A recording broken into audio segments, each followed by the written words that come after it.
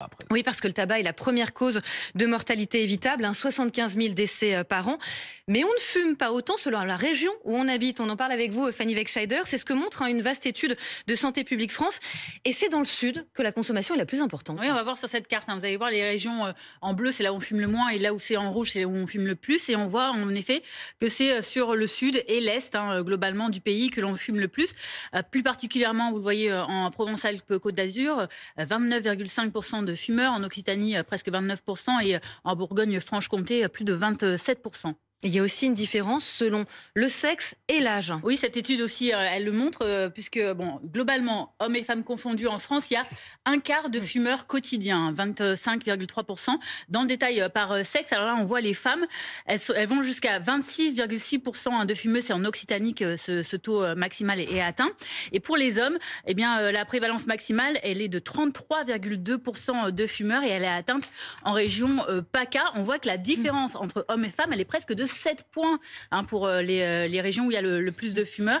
Donc les hommes fument plus que les femmes. Et si on regarde par âge, maintenant, on va voir également que les tranches d'âge qui fument le plus, ce sont les 31-45 ans.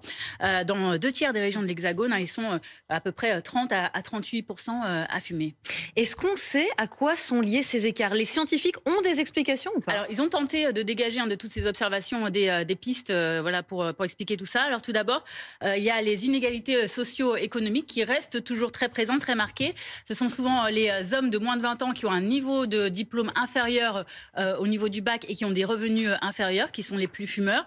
Il y a également des facteurs qui pourraient être culturels, liés à l'image que véhiculerait encore aujourd'hui le tabac chez certains, ou encore peut-être aussi des pistes liées aux achats transfrontaliers. Ah oui, c'est moins cher de l'autre côté de la frontière. Moins cher, on voit. C'est pour ça qu'en Occitanie, par exemple, il y a plus de fumeurs, ou encore dans les Hauts-de-France ou dans le Grand Est. Merci beaucoup, Fanny. Et question aussi de Véronique, toujours à propos de tabac.